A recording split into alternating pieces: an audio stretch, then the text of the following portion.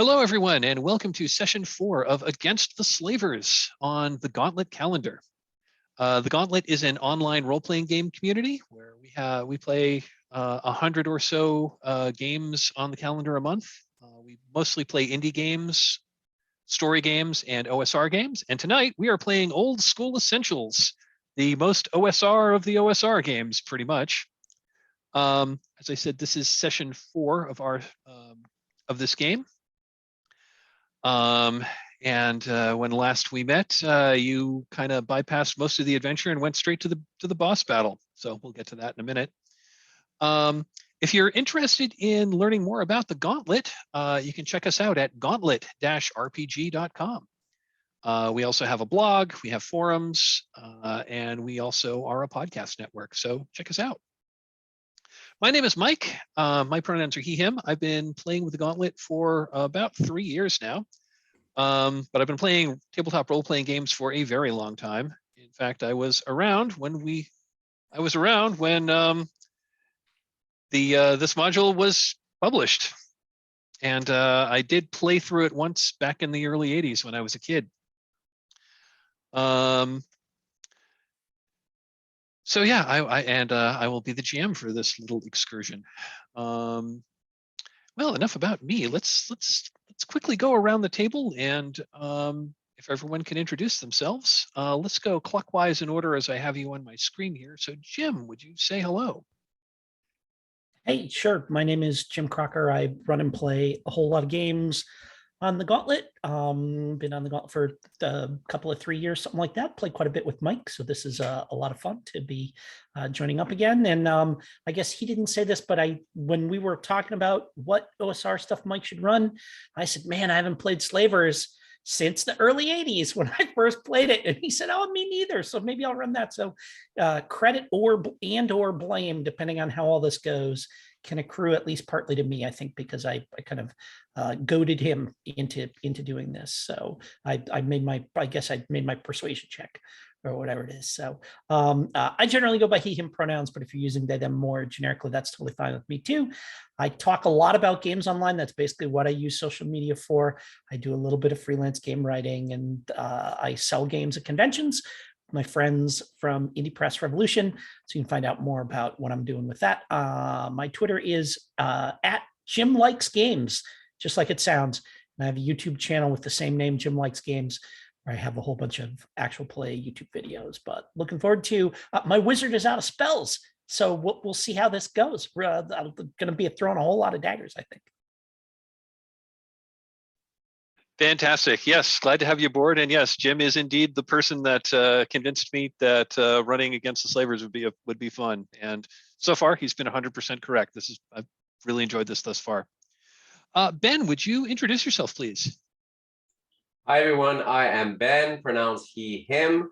I bear no blame or response or credit for my choice, but in fact, I don't even should get any credit for where we are in the module, because I was chained to a wall as the dwarven gladiator Baroon when I got saved by the party last time, and now along for the ride and for revenge.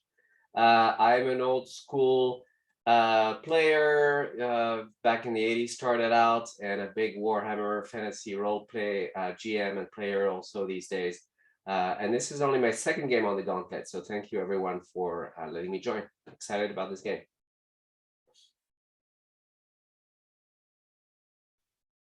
Awesome. Glad to have you with us, Ben. Joe, would you say hello? Hi, I'm Joe, he, him. I have fairly new also to the Gauntlet. I realized yesterday that I went crazy with signing up for games, and I've got a week in end of February that I'm playing 5 games in 1 week, and so but you got to take them when you could get them, and so but yeah, no, I play a little bit outside of the Gauntlet, but right now mostly I'm playing on the Gauntlet, and I'm playing this time I'm playing Topaz the Acrobat, and I think I've said this before, as the Acrobat choice was a dare from my children, so we will see how this. It's so far it seems to be fun and working out, but I figured at some point some of us are going to die in this thing in true OSR fashion. So if it was a bad mistake, I'll be able to hit redo and move on. So And I also have no responsibility for what we've gotten into. So we'll blame Jim for everything. Very cool. Yeah, glad to have you with us. And Harry, would you please say hello? Hi, I'm Harry. I use he, him pronouns. Been on the Gauntlet for about 3 or 4 months now. I've been a long time D&D gamer from back in the 80s, so this is a nice blast from the past. I'm running a Clintock Stump Jumper. He's a cleric halfling, a halfling cleric thief. He's a follower of Brandabaris, which is basically the halfling god of adventure, which is actually thievery, but hey, it works. And we'll see where it goes. It looks fun. I'm not a thief, I'm an adventurer. And Tim, would you say hello and bring us home, and then we'll move on. Yep, my name is Tim. My pronouns are he, him. I've been playing games on the Gauntlet for about a year. Had a chance to play a lot of games with Mike. It's been a lot of fun, and I am playing Calf, a fighter. And so, yeah, hopefully my armor class of 1 will hold out and I won't get killed in the upcoming melee. So, well, armor class 1 with descending armor class is actually pretty darn good, especially for like 3rd level characters, which is I think we're all 3rd or 4th at this time. Very cool. Glad to have you all aboard. I want to talk very briefly about safety. This is our 4th session, and we've all played before, so we are playing with safety tools. The X card is in play. If something comes up that you don't want in the game, you can invoke the X card, which means we'll pause the game, figure out what we need to remove or what we need to fix. We'll fix it and we'll move on.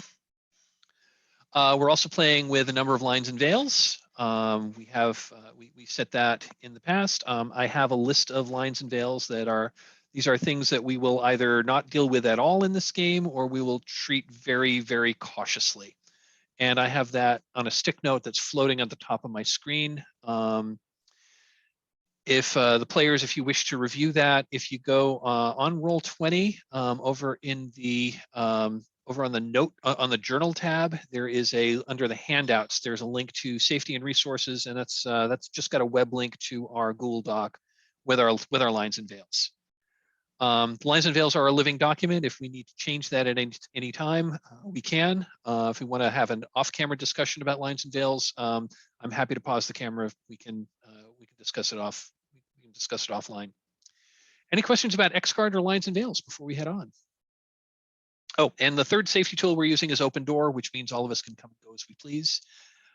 Safety tools are very important to play with in role-playing games because each of us individually is more important than this game we're playing together. And safety tools allow us to, like really concentrate on the fun and give us tools that if things don't go the way we want them to, or the game ceases to be fun, they allow us to like figure out what's wrong and get back to the fun. Any questions about safety tools? Okay. So let's give a quick recap. So the party has been hired by the local lords of the land because there has been a rash of slavers who have been raiding coastal towns, capturing entire villages, and carting them off to who knows what. In the past, some of the lords had attempted to bribe the slavers, and it had worked in the past. But for some reason, recently they've taken the bribes, but they haven't stopped the raiding.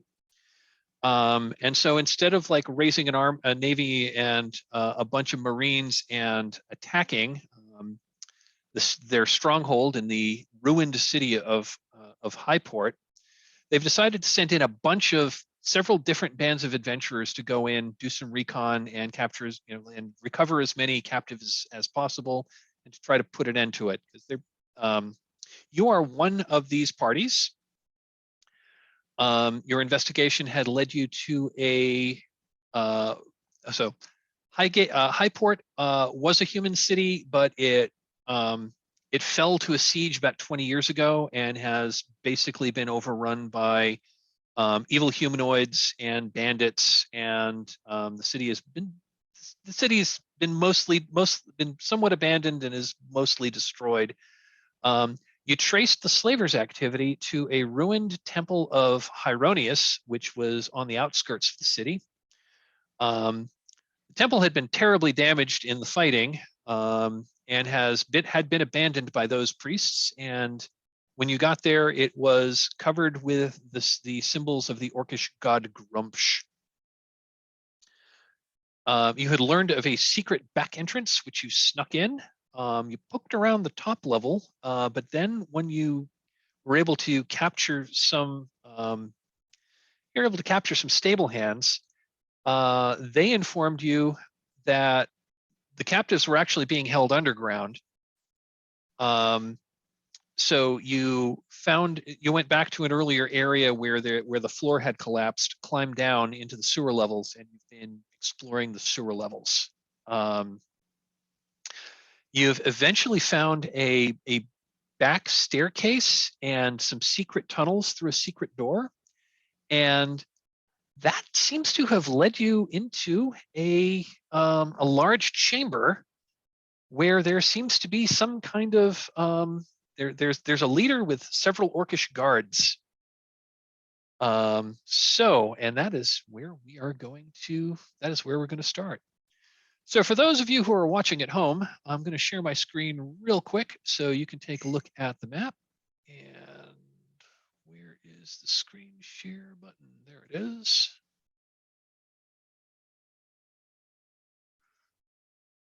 Okay, so here is the map.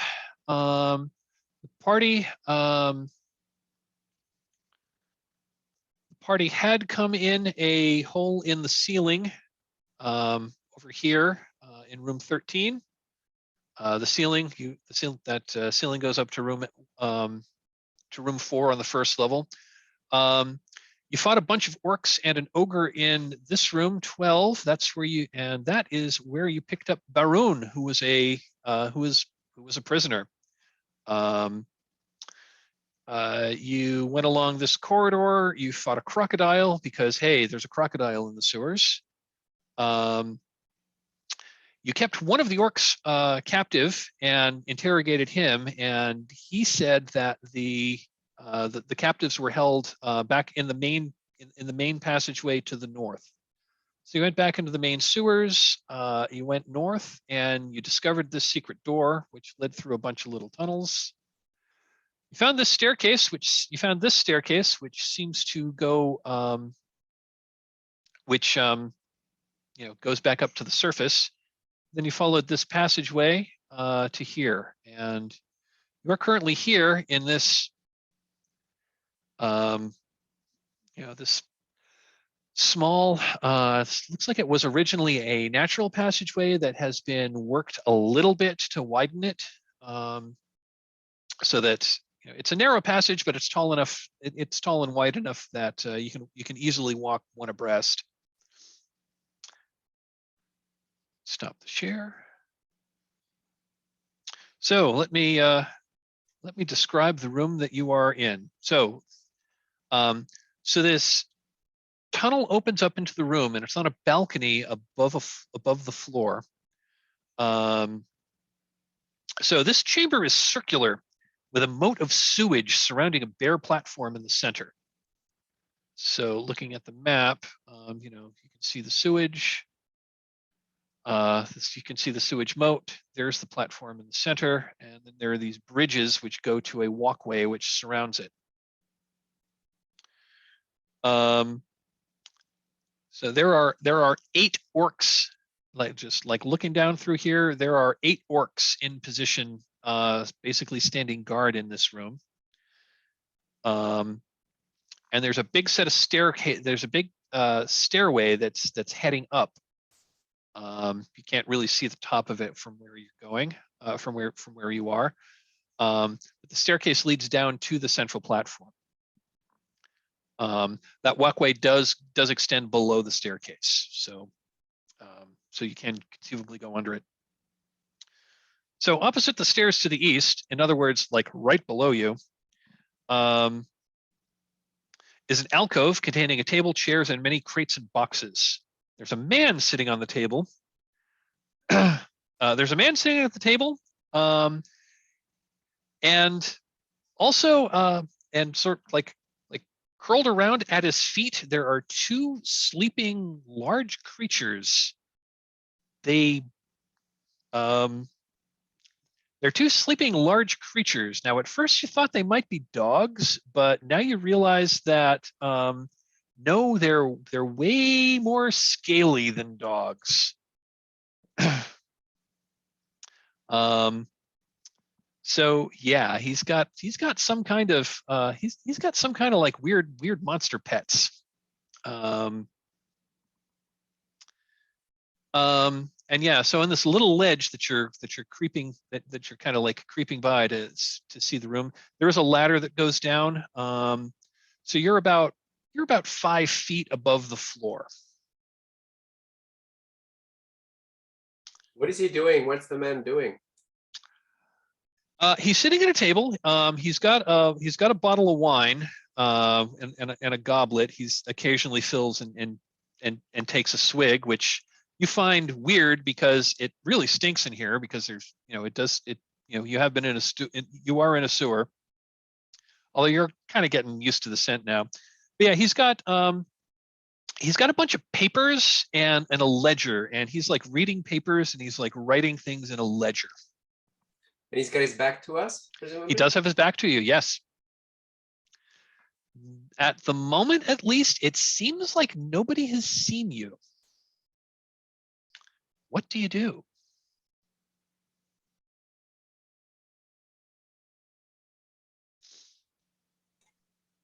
Oh, I want a piece of that guy. So again, there are eight orc warriors in the main room on the ledge, and then there's this one guy with his two pets that's kind of below you. And for the moment, at least, they don't seem to know you're there. When you say on the ledge, Mike, you mean the central thing, or you mean the outside thing over here? So there are so let's see. There's a total of 8 orcs. I'm going to say that there's one standing guard, kind of like on the there's one each on the outer ledge, kind of like standing, kind of like on those little bridges. Like one here and one here. Yep. Okay. Let's see. So that's 4. I'm going to say there's 2 that are kind of just. There's 2 that are just kind of. There's one here too. There's one on each of the bridges. Yeah, there's one on each of the bridges, and there's another, and you can't really see it on the map, but underneath this staircase, there's another bridge. Yeah. And so there's one that's kind of over here, kind of like on the other side, presumably, and he's mostly looking up to see if anyone comes down and like wants to jump down over the side, maybe. So that's 4. There's 2 more kind of standing in the center, and then there's one more at the top of the stairs. Okay.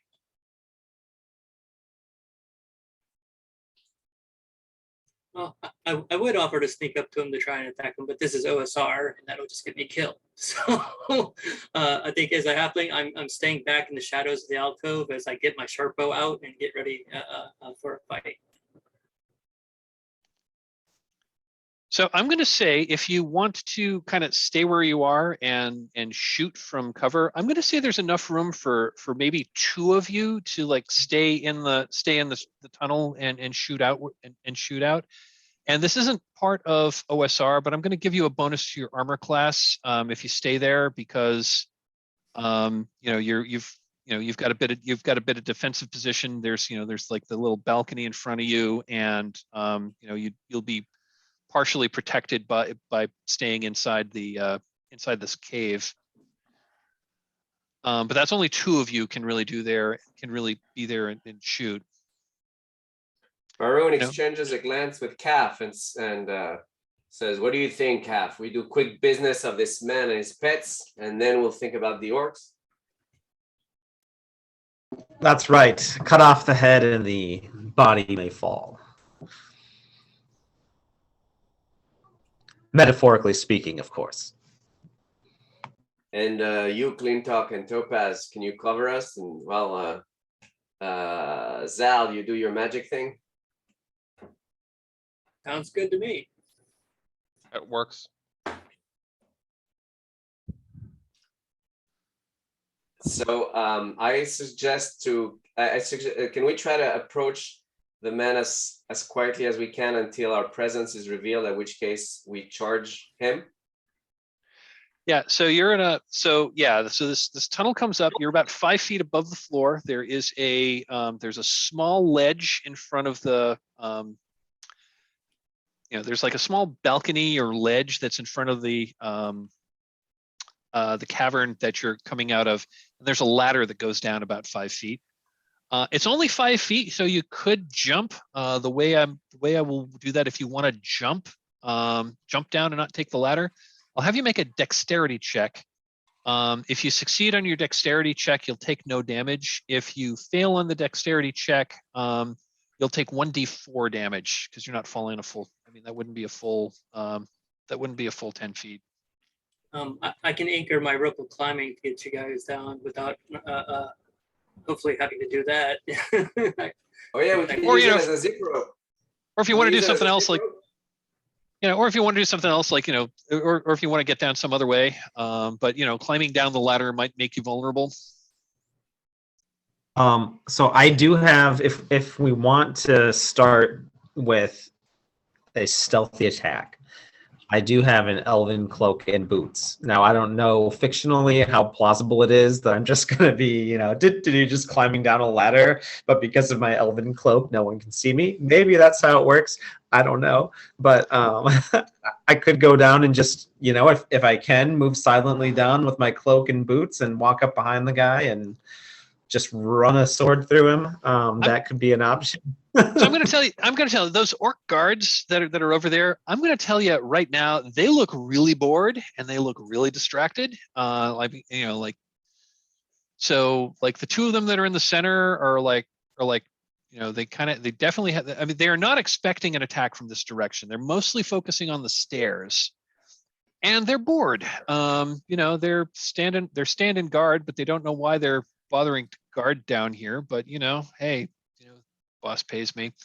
So they are not super, they're not super attentive. So I'm going to say, yeah, I think your elven cloak is probably going to be good enough.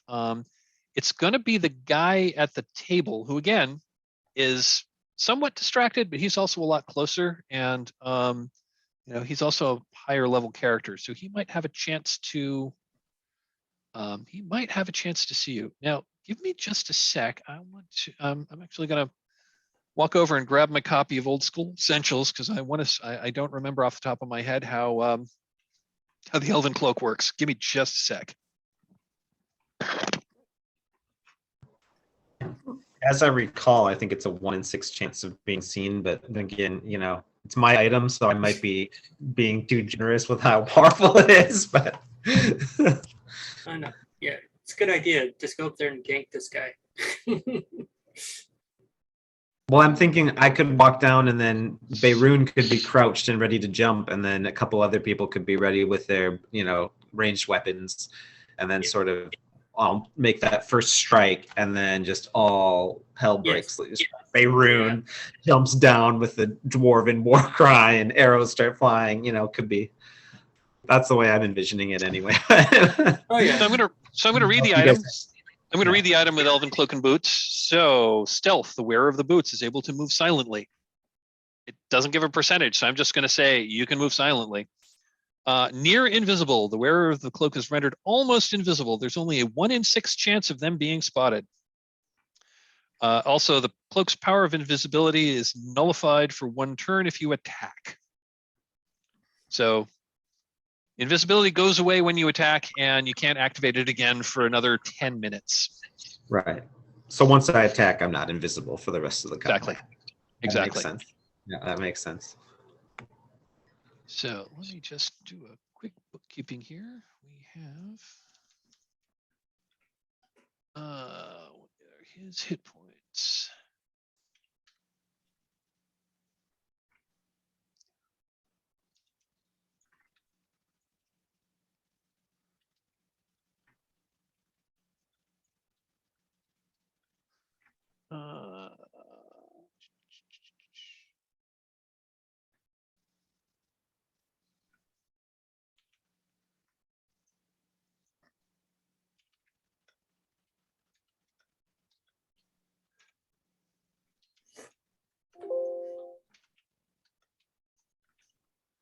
And the orcs.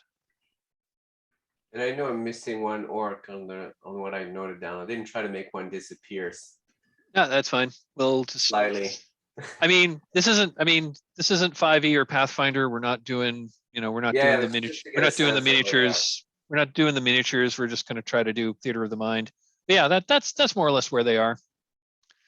And what do they have for hit points? It's not written. Yay. I didn't notice that earlier.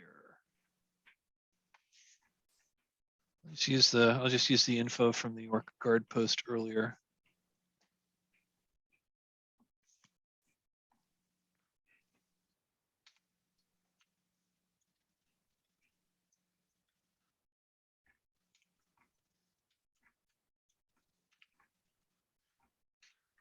Okay. So, Calf, you're going to silently and invisibly climb down the ladder?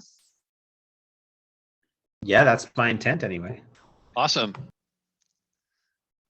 So Baroon, what are you intending to do? It's only 5 feet, so it's not that crazy to jump down, right? Like we were saying before. So when Calf reveals himself, Baron is gonna jump down and charge the man. Fantastic. So yeah, so Who- the way, like I said, the way that's going to work is I'll have you make a dex check, and if you succeed on the dex check, there's no damage, and if you fail, I think I said D4, but I'm going to say D3 damage instead. If you fail the dex check, just means you land hard. But that gets me there faster than if I run down the ladder, right? Okay. 100%. You could be like right there. In fact, if you're going to try to jump down and attack him from there, I'll give you a bonus on your hit on your hit roll. Okay. Is there any advantage for Clintock and I trying to get a shot off before he sees this? Just is there going to be any mechanical advantage? Because if there's no mechanical advantage, then let's just. I like where we're going. So there's not just no mechanical advantage. I think we would mess up our thief's attempt to backstab if we do that. So yeah, probably. Yeah. So who's got the rope? The magic rope. So I do. if you send that shooting across along the ceiling, I'm still levitating from my potion last time, if you recall. Okay. I can hand over hand across and I can be over everything and get over to that other door and either like lock it shut or, like be coming at them from the other side, whatever, even if it's just to distract them or something. So Sure, just tell me where you want the rope to anchor, and it's all yours. yeah, like right above our little alcove, and then Yeah. send it right across to the door at the top of the stairs that we're kind of looking directly across at. Okay. Yeah, put that in place. is there an Okay, orc yeah. up there? I'm There sorry. is. I think we established that there Okay. is an orc at the top of the stairs. There I'm going is an to orc at the top. assume that he's going to go running down when Yes. the crazy starts. So Yeah. That's probably a fair assessment. Okay, yeah. You can do this. And Clintock, you can send this rope across, and I think I'm just gonna do Clintock, since you are sending this rope across the ceiling, I'm gonna say that probably none of them are looking that way, but there's a chance they might notice. I'm Oh, Alright, this I is- want to wait until like our rogue has done his thing for this, and then Yeah. send Oh, it okay. across, and then I can go. Yeah. Like I don't want to do a Oh, thing where okay. I'm like positioning myself Oh, got it, before got it, all got goes it. Okay. down. Yeah, no. Okay, just to be so clear, I don't have any kind of backstab, so it's just the element of surprise that we'd be losing fictionally. I'm not gaining anything from got it. being So so don't yeah, worry. I mean, about that. Oh, I was going to say okay, you're going to get I'm a rogue in bonus. the other game. gonna get a This one bonus. I'm playing. You're going to get a bonus to hit him anyway because he's unaware. I'm going to Yeah, give you well, like a I plus. don't want to mess with his surprise round. So Got it. yeah. And Clintock, are you going to try to go down as well to do your backstab, or are you going to try to do something else? No, I'm staying in cover with my bow on top of the cover, just ready to send the rope for the wizard. And then Okay. once that's done, when the fighting starts, I'll just start shooting. Okay, fantastic. And Topaz, what are you going to do? I will be the other shooter. I'll be in the Okay. grassy knoll as the. Oh, sorry. Okay. I think fictionally, I think it would make most sense for Calf to go first. So you can sneak down. I am going to. So that's going to be. Let's see. So that's definitely you're automatically silent. Let's see how invisible you are. Okay. He did not roll a 1. So yeah, you are unseen. And yeah, you can walk right up to this guy. He's like sitting at his desk, he's writing. Now that you're a little closer, yeah, he's probably in his maybe late 30s, human, kind of has like bronze, like darkish skin, like dark brown hair. He is wearing leather armor.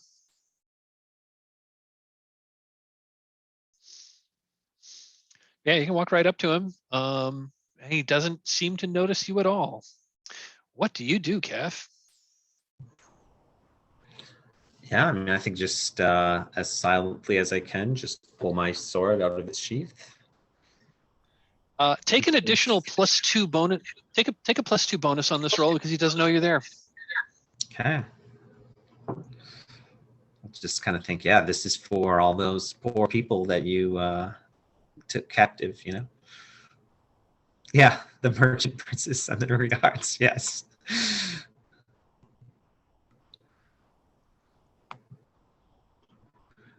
Nice. Okay, so 8 with the extra 2. So that doesn't hit. So you like slowly draw back and thrust forward into the back of this chair, just at the exact second. He like just kind of he like suddenly without warning he like gets kind of like half sits and stretches and twists to one side to stretch his back, and that's when the sword that's when your sword thrusts right by him. He sees it, goes, huh?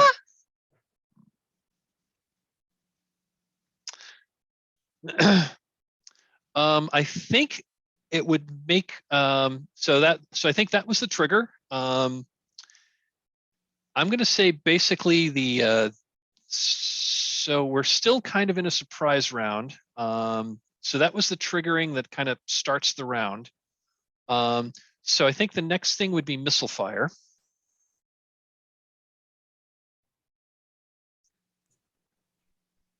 All right. Let's see here. Do you want to shoot first, or? You have the honors. All right. Let's see what happens. Is he within 50 feet? Yes. Okay, so that gives me the short range bonus. So. And you're attacking, and I assume you're attacking him, not his pet lizards. Yeah, I'm attacking him. So with my halfling bonus and my dex, I get +3. Attack of 19, and I roll crap. So missile goes right over his head. Again, he's like as soon as he sees the like Calf's sword and he realizes that there's an assassin behind him, he moves with almost unnatural speed and like whips around, gets into a defensive position, and that's when and again, you weren't expecting him to move this quick, and that's when an arrow goes right by him and is now stuck in the middle of his ledger, like quivering. Topaz. All right, I have some +1 arrows from the beginning, so I'm going to dip into those because it feels appropriate. So hopefully I put a +1 in the attack and damage thing, so hopefully it comes through correctly. I'm not trying to cheat if it did not. We can hover over the roll and it'll tell us what all the bonuses are too. And that's a solid hit with solidly crappy damage. It's a flesh wound.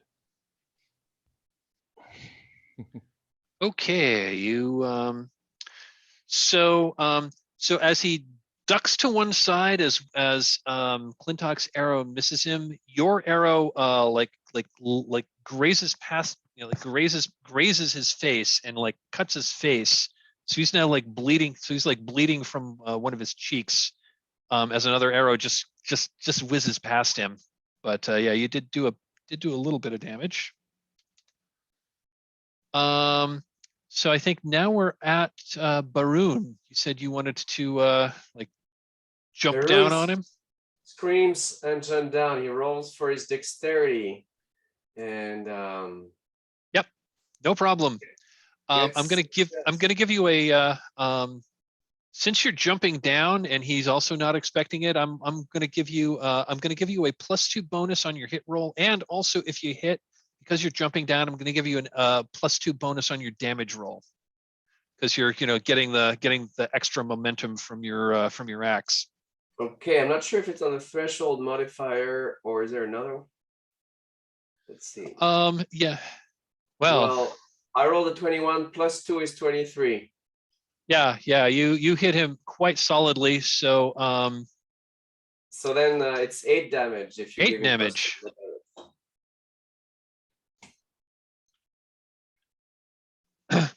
Okay, well, this guy, this guy is now screaming assassins, assassins, and then he repeats.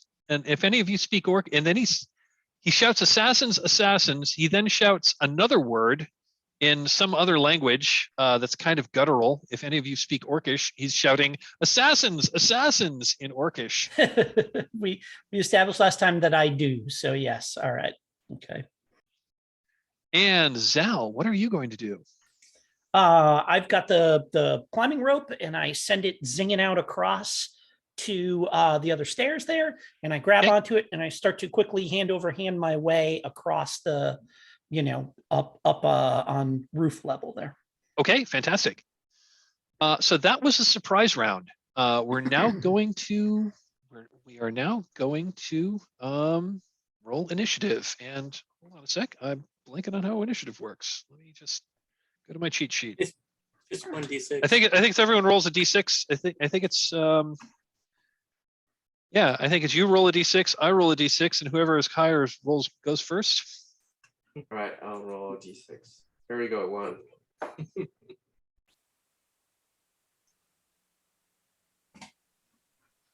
And I got a 4. So round 1, the bad guys go. So I'm going to say, that him shouting like snaps the orcs out of their, snaps the orcs out of their,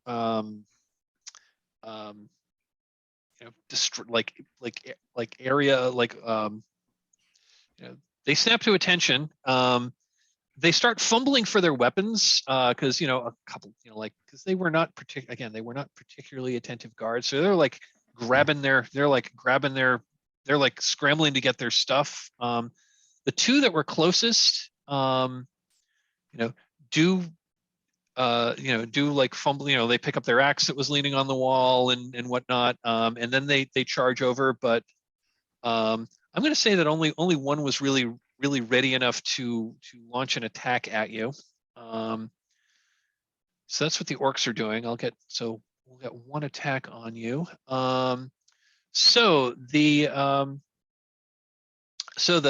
boss guy who's shouting assassins. What's he got for a weapon?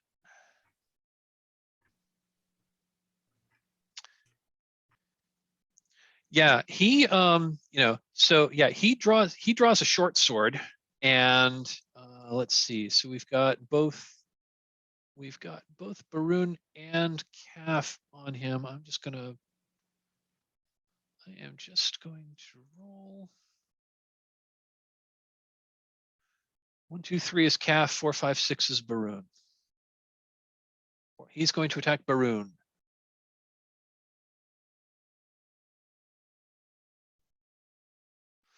And he rolled a 19 on his hit roll, so I think that's going to hit. And he is using a short sword. So take 2 points of damage.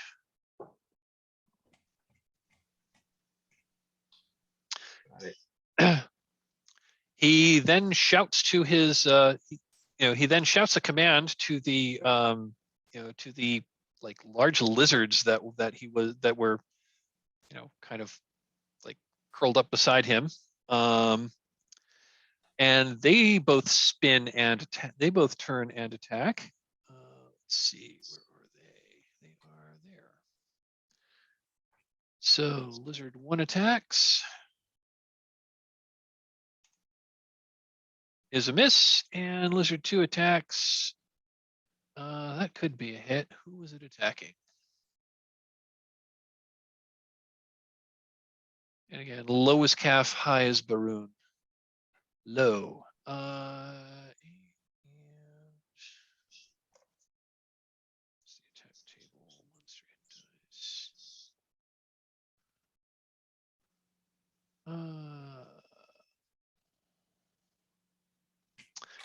Calf, you said your armor class was 1? Yeah, they miss. Okay. And like one of the orcs gets close enough to attack. And again, the orc is going to attack Baroon. And yep, and that's a miss. The other orcs will probably get here next round, but it's now your turn. So first we will resolve movement. So I know Zal is going hand over hand. So basically, I'm going to say like, if you want to point on the map where you want to be. Yeah. So let me tell you the first thing I'm going to do, which is once I get to like here. If you click on the map, it should like make a little ping. What am I? Where am I clicking? Oh, you want the arrow. Okay, the arrow. Select move. Select move, and then if you just like, yeah, there you go. And you just click on. If you just click and hold on the map, it'll make a little like sonar. Oh, click and hold. Yep. There we go. Yeah. Okay, that's what I was doing. So I'm sorry. So kind of when I'm over that area, like the narrow bridge where they're all going to kind of converge and come running at us. Yep. In my gear, if we recall, I still have one of those resin flasks of the sticky goo. Right. So I will just up on the ceiling, I'll just haul it out and just throw it down so that it smashes on the, it smashes and spews, that sticky guck all over that narrow passageway there. Nice. Which hopefully might impede the progress of anyone that's trying to go by. And then I will resume heading towards the other side. I mean, I don't know how far I get going hand over hand. These are what, 10-foot squares? They are 10-foot squares, yes. 2, 3, yeah, it probably gets me like like over the somewhere like the middle of those stairs or something like that. Yeah, like maybe Mm, here. I'll go 10, 20, 30, something. Yeah, something like that. Yeah, probably. Yeah, probably something like Yeah. that. Okay. Yeah, Cool. I don't think I'll get over there all the way this time because I took the moment to throw that stuff down. But Yep. but hopefully that makes some kind of like I said, slows their progress of Yep, more of that's them all. jumping on us. That is awesome. Good Yeah, idea. that's definitely going to impede their progress a bit. So now we'll so if anyone else wants to move, now would be the time. If not, we can move to missile fire. So Clintock, are you going to take another shot? Yeah, let's try this again.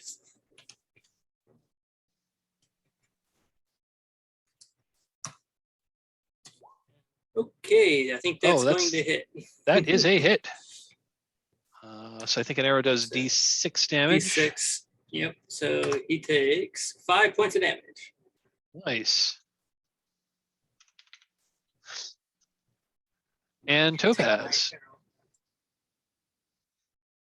Think it sounds like we're just going to keep concentrating our fire on the leader. Hopefully we can take him down before you guys are completely swarmed over with orcs, and lizards and oh my. So I'm going to use a magic arrow again. So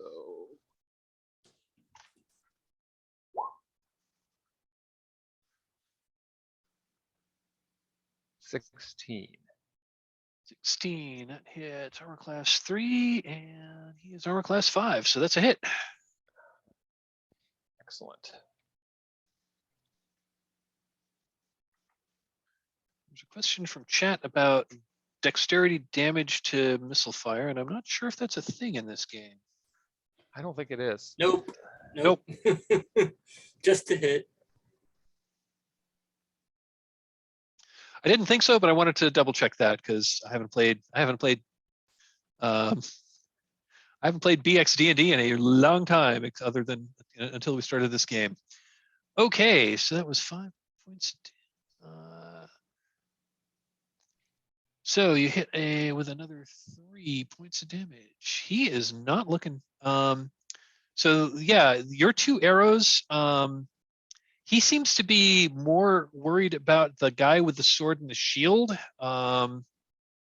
And since the guy with the sword and the shield and the dwarf are kind of boxing him in a little bit, he doesn't really have a good way to try to dodge these arrows. And one hits him solidly in the shoulder, and another like grazes his neck.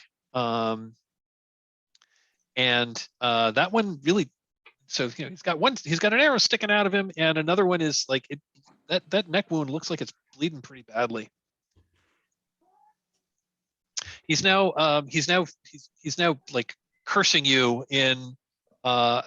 He's letting loose just this vile stream of curses that, I'm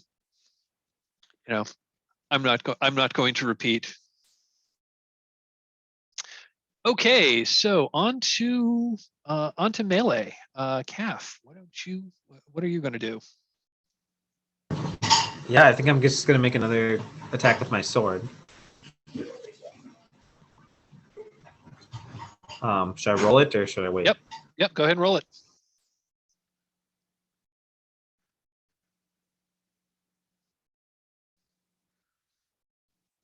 Okay, so it looks like it hits AC 3. And that is a hit. So 5 damage. Nice. Yeah, he attempts to parry your blow. He attempts to parry your blow with his sword. But he's got a short sword. You've got a long sword, if I remember correctly. So he parries, but you've got more leverage, and you slide the blade down down his sword, and you like cut him pretty badly on the back of the hand. Looks like he's having a hard time negotiating his own sword now. Baroon, what are you doing? Baroon, unsurprisingly, is going to punch one of his blades towards the midsection of this person, seeing if he can hit him further. Oh, right. I forgot you have those. You have like punching daggers, or That's right. because you're a And this- gladiator. That's right, but he only rolls an 8, so that would miss, right? Yeah, your blow connect your blow. You hit him with a glancing blow, but the blade just kind of skitters across the surface of his armor. You put a bit of a gouge in his armor, but it doesn't penetrate. And he just does a little footwork to get around to make sure that he leaves an opening for Clintock and Topaz. So he's trying to get on the other side, even though that might expose him to the orc pretty soon. Awesome. And so I guess that brings us back to Zal.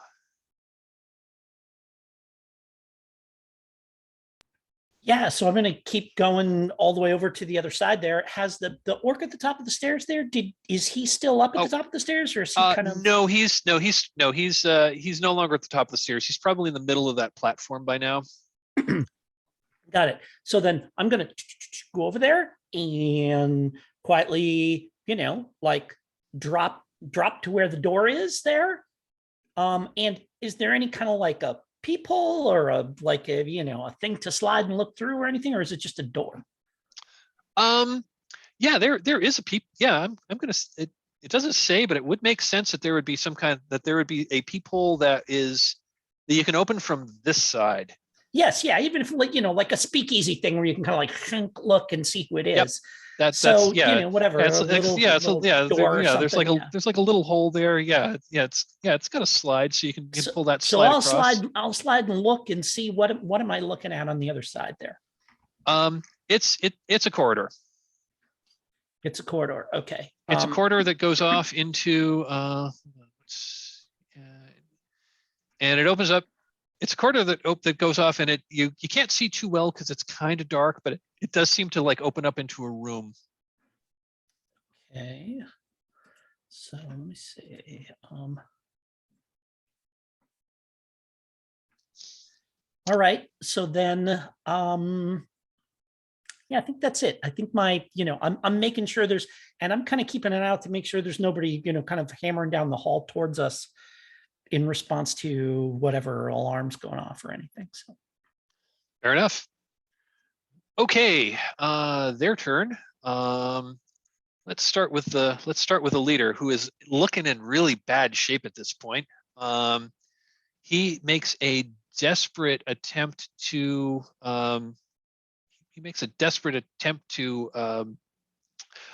he recognizes Baroon as a former slave, and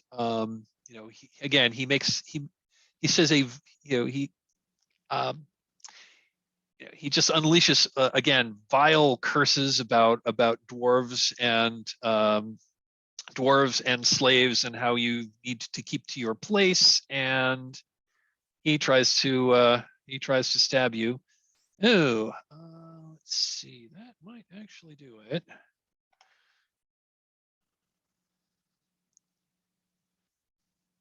Your armor class was 3, you said? Okay, that is going to be a hit. And that does all of 1 point of damage. All right. Baroon laughs at his puny attempt and taunts him to come for more. So Lizard 1 also attacks Baroon. And I think that just misses. Oh wait, 15. Oh, I'm sorry, that just hits. And these guys do what for damage?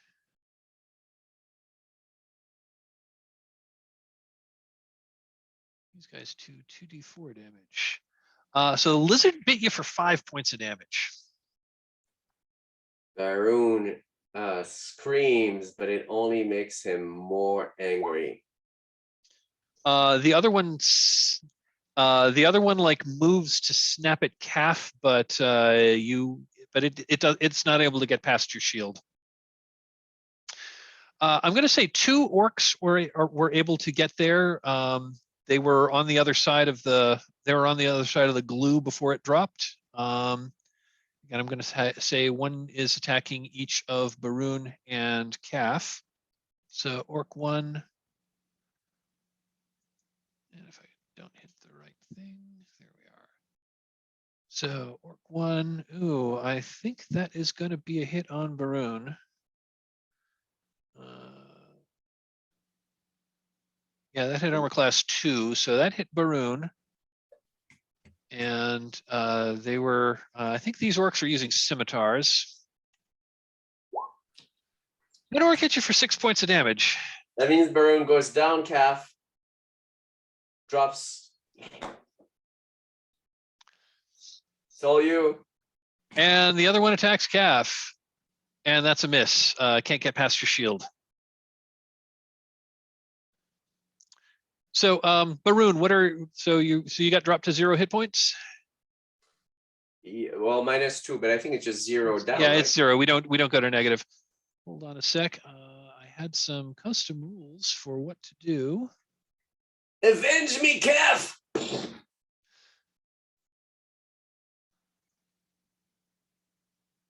Oh, it didn't save.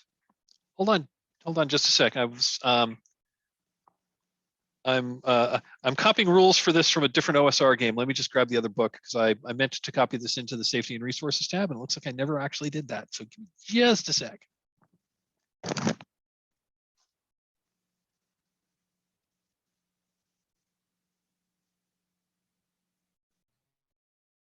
You guys know and remember in this particular rule set, can we deliver a healing potion to somebody that is at 0 and to revive them? I think it's up to the DM because it's in this version it's 0 is basically dead. Yeah. And I think that's a little unfair. So of all things, I'm taking a cue from Mork Borg on this, which is basically roll a d4.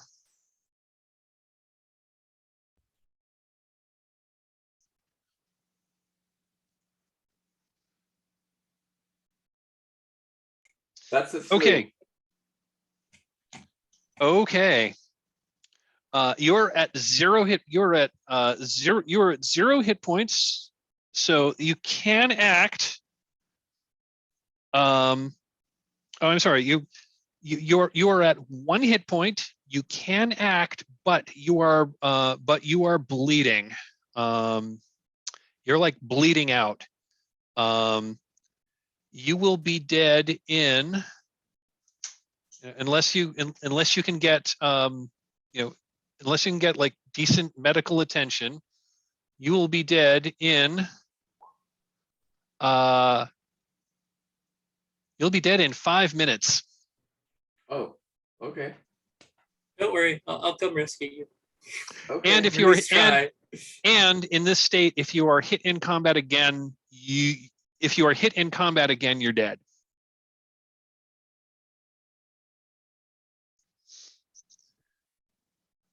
I just kind of like these rules a little more because I think it gives the player characters a little more life. Well, given where we're in the middle of melee, it's not going to change that much, but thank you for the extra round. Well, if you want to try to back away and switch to missile fire or something like that, you have options. I'm going to say the other orcs make it to the glue pile and make it to the glue, and like one of them like falls down, and yeah, they were not expecting this, so I think they're going to be delayed for let's say they're going to be delayed 2 rounds and won't be able to join the melee for 2 rounds.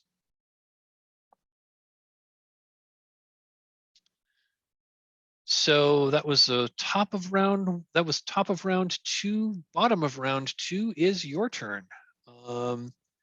So again, if anyone wants to move now, let's do movement. I was just going to suggest something, but because I have that jumping attack that I can do that does, like, if I hit, it does double damage and I get +4 to it. So I'm willing to. That was my thought is I was gonna leaping attack down, maybe hopefully being able to end the leader. That's the fingers crossed moment. If I did that, or if either of us would 5 minutes is a long, because 5 minutes is a long time, and so there'd still be time then, to give him my, because I have one of the healing potions. But if Clintock, if you want to go down, that is acceptable too. I just felt like I have some extra stuff here that might help with that. Okay. It's either way, because 5 minutes is plenty of time to get him. We just need to get him out of the melee. If you can take his place down there, that'd probably work. While I drag him back or something. Yeah, well, I'm hoping, and again, I maybe out of character, like understanding how healing potions work. Like my narrative action is I want to leap in with an acrobatic attack, and then obviously I'm not going to be able to do it on the same turn, I'm assuming, but then I want to give him my healing potion so that hopefully that will bolster him a little bit. I'm going to say sure. You can after your attack, if you want to just hand Clintock your healing potion, I'm going to say sure. You can do that. Yeah, and if it has to be the next turn, that's because he'll live to the next turn, right? I mean, it's fine. Okay. Yeah, I know. I said 5 minutes. I think I think I misread that. That might have been 5 rounds, but because I think that was 5 rounds, not 5 minutes. It's just Morkborg uses different time than. Well, it may not be OC. relevant. So I can't. There's no disengagement. There's no engagement and disengagement in this game, right? People can just walk. There is. Yeah, you can defensively just move back or whatever. Without getting That's an action. They don't get a free attack if I move back. Yep. So we looked at that. Yeah, you can choose to disengage, and that's your action is to disengage. So Baron is really in a frothing rage. So unless the party really doesn't want me to, I was gonna roll for a wisdom check to see if I disengage or just keep going after this guy. You just do what you want. Just do what you want. I mean, if you don't know what you want to do and you want to let the dice decide for you, you can do that. I don't know if it's under Baron's control. So he's gonna do a wisdom check to see if he can get to it. He can stop going after that one guy. If that's how you want to play it, go for it. Yeah.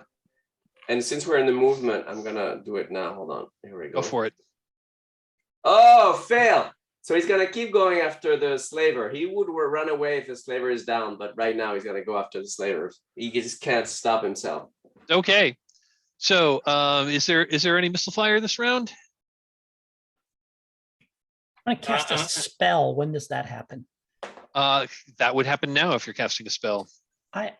So anybody that wants to shoot bows or crossbows or whatever, go for it, and then I'll do my I thought spell. you were out of spells. I have one. I have 2 spells left. One strategically saved. I have a detect magic, which is not going to do a hell of a lot for us here, but I do have one left in the ring. Oh, so yes, the ring.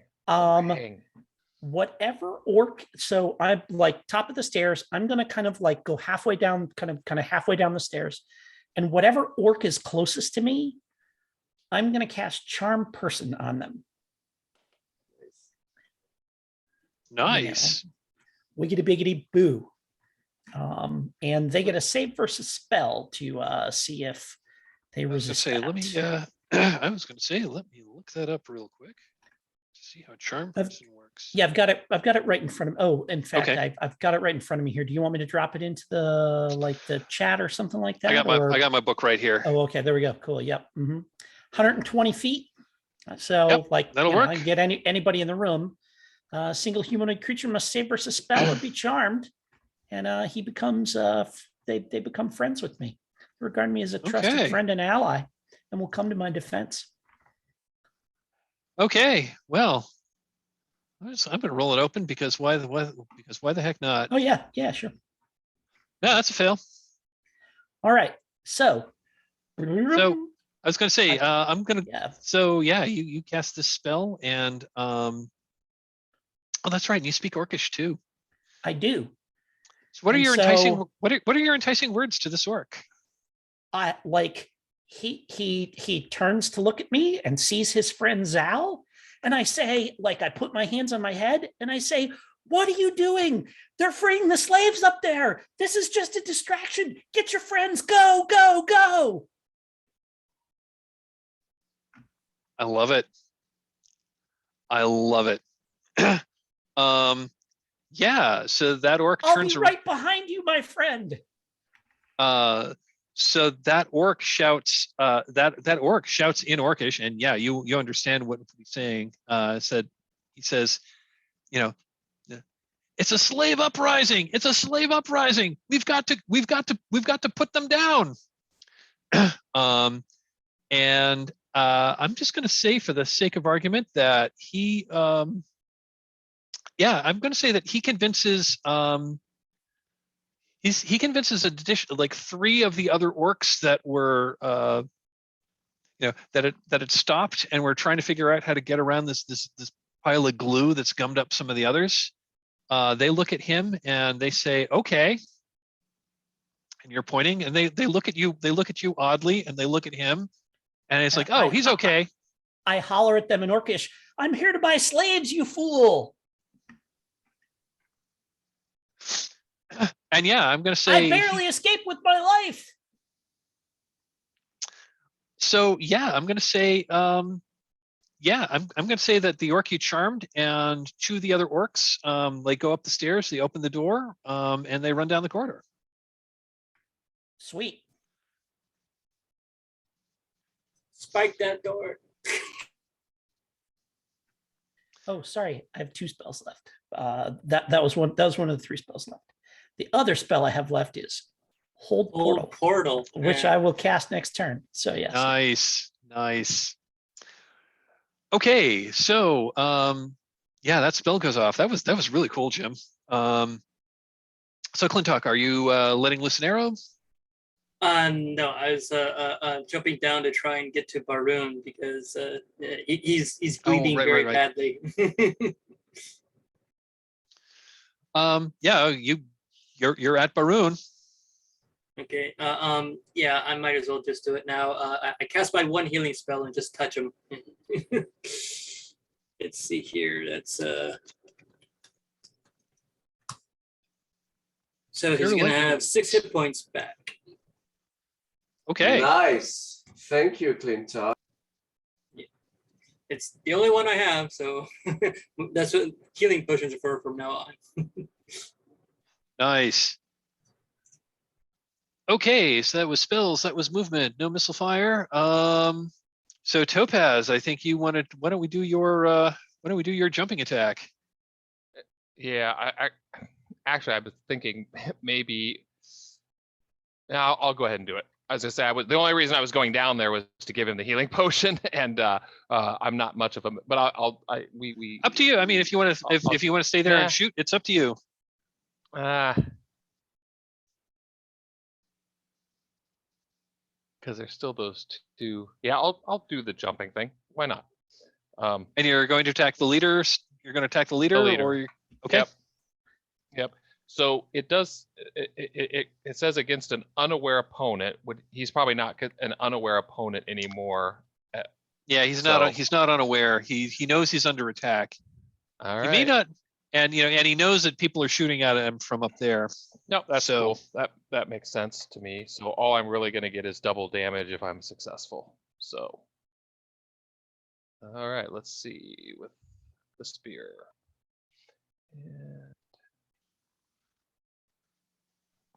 And now I'm in melee. So excellent. Yeah, that's yeah, he must have seen you coming, and he just like wasn't where you expected him to be when you come down. You land with no problem, but yeah, now you're in melee. Let's go to Calf. Yeah, I'm going to try and finish off the main guy if I can. Go for it.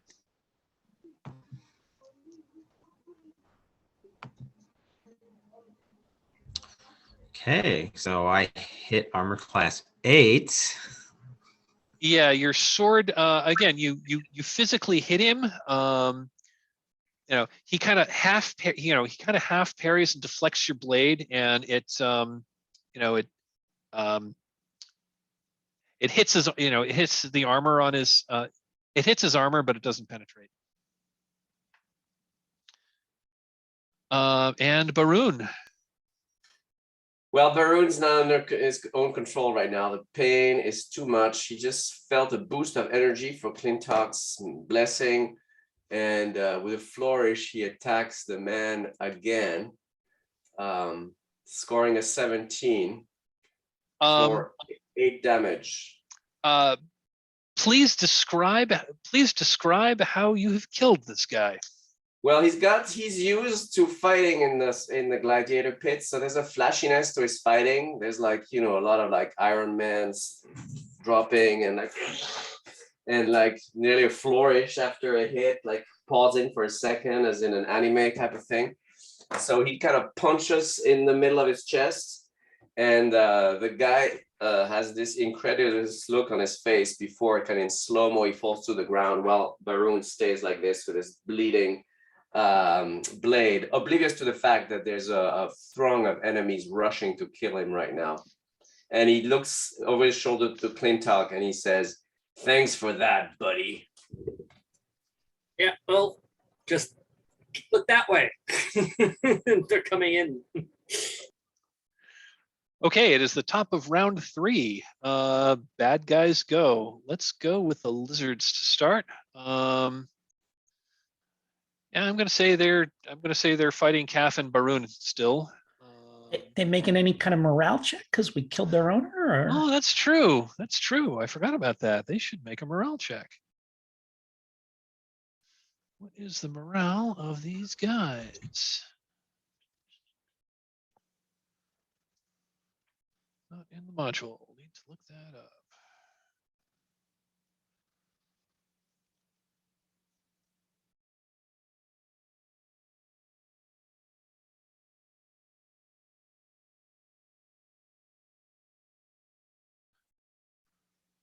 There's no giant lizard listed. Okay, let's use that instead. Where's morale? Okay, let's make a morale. I'm making a morale check for the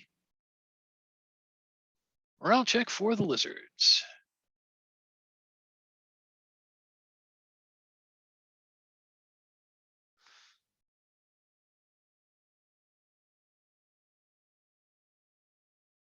Okay, they keep fighting. Is there anything I can do to try to like draw their attention away from the the bleeding out dwarf?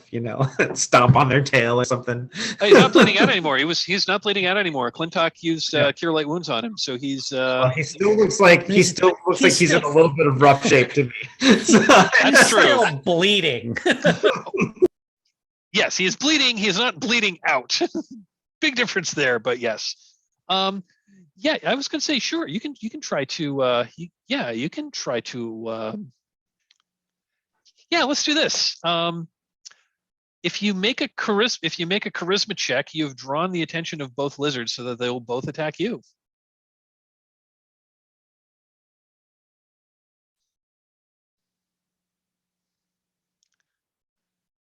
So I think you can just click on charisma and I think it'll roll. Nope. Nice try though.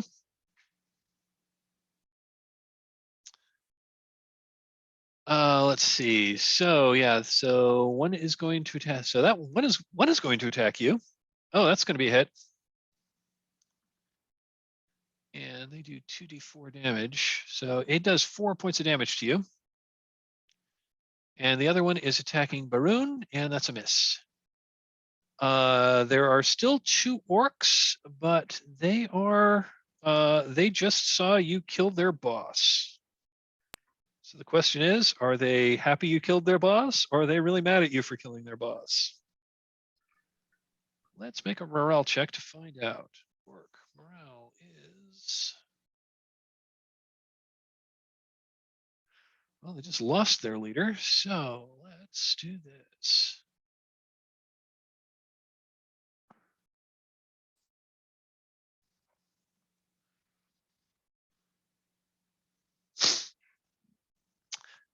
So the orcs, yeah.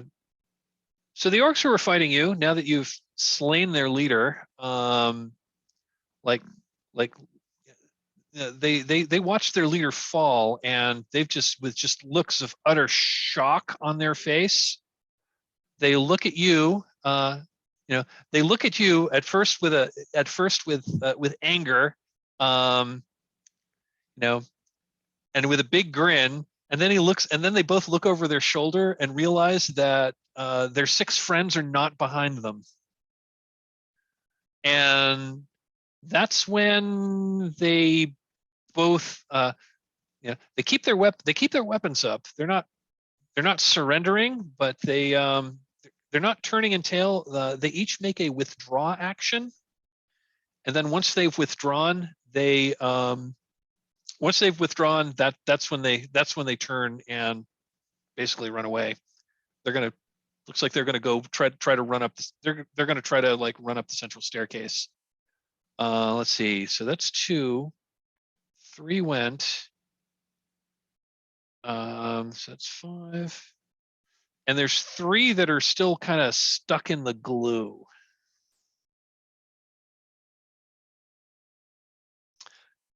I think we're out of combat. Oh wait, no, we're not out of combat. We still have the 2 lizards that are fighting you. And they're pretty dangerous, and they're pretty angry.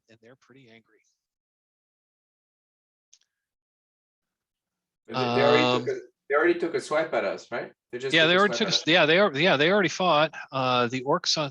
So the orcs just left. The leader's dead, so it is now your turn. Bottom of round 3. The tide of the battle is turned, and it looks like you're only fighting the lizards now.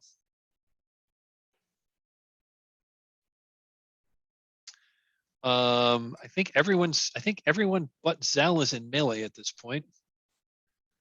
So why don't we go with Calf? Why don't you go first? And you are muted. Yeah. I'll go ahead and make an attack. I think that unless they have AC 9, that will be a miss. See, their AC is better than 9. So yeah, that's gonna be a miss. Maroon, are you fighting the lizards? Well, Varun is he's snapping to it, by the way. He's like snapping out of it after killing the slaver. That's really who he was after. But now he sees all his friends, all the people who's rescued him in jeopardy, and he's not gonna back off. So he just tries to punch at the closest lizard to him. Okay. And that's also a miss. Yeah, it's gonna be a miss. Topaz, what are you doing? Oh, I believe I will attempt to stick one of the lizards. Stick one of the lizards with my spear. Okay. That is my intent. Let's see. I also will flail aimlessly flail aimlessly about the wizard or the lizards. I was going to say you're trying your best, and these lizards are lightning fast. These lizards are lightning fast. They they seem to stand still, and just as you're about to hit one, they just like almost preternaturally like jump out of the way. It's astounding. And Clintock, what are you doing? The way that I was visualizing it is that I'd come up and heal the dwarf kind of from behind. So if the dwarf is between me and the lizard, is what I'm hoping. I'm going to cast my second spell on since neither of the lizards has been touched. The one that's on the dwarf, I cast light on its eyes, so it saves versus spells or be blinded. Okay, let's have it make a saving throw. 12. What's one of your hit dice again?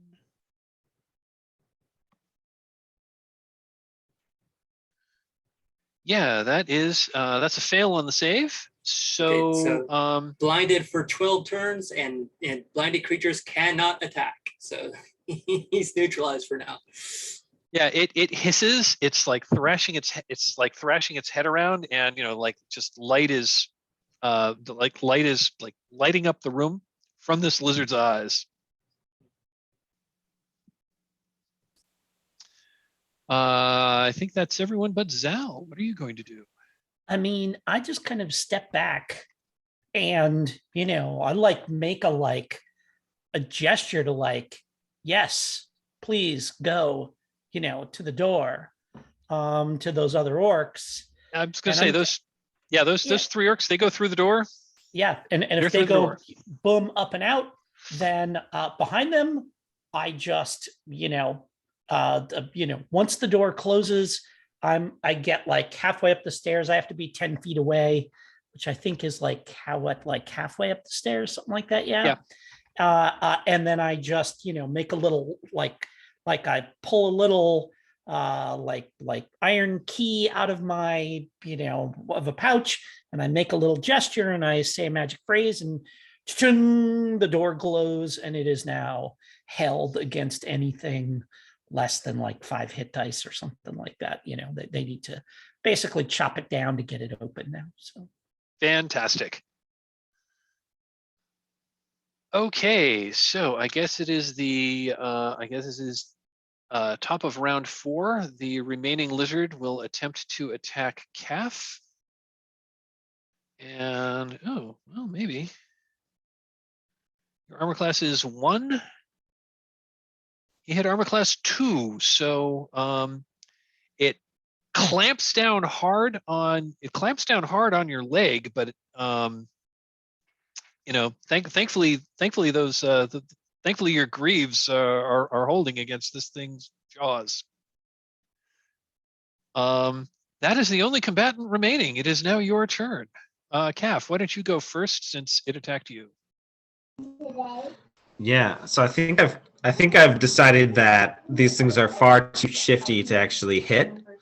So as it's clamping down on my greaves, I'm going to reach in my pack and grab one of my rations, some salted meat or something, and just kind of try and set it down right next to it on the ground, and try, if it goes for it, I'm just going to kind of step back and hope that it's distracted for a moment as it's eating, to maybe give at least somebody some kind of ability to hit it while it's snapping up the morsel. I love it. I'm going to say it lets go of it. I'm going to say, yeah, it lets go of its leg and it sniffs at the food and it starts eating the food you offer. I'm going to step back, and just as I step back, I'm kind of looking at it okay, guys, this is your chance. So can I just ask for something as a player here? Yeah. So if we feed it, and we can we just not have to kill this pet if we don't? I mean, if it goes for the thing there? I was going to offer just that. Yeah, cool. It's eating food. I would prefer that. Yeah. Yeah, it's eating food. It's no longer attacking. The other one is blinded and is kind of and we wandering off.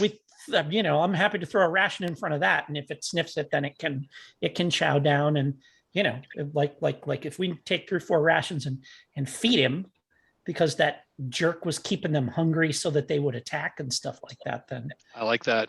Yeah, I like that. Yeah, absolutely. Yeah, you can calm down these 2 giant lizards. Yeah, these are lizards. They're like the size of a medium-sized dog.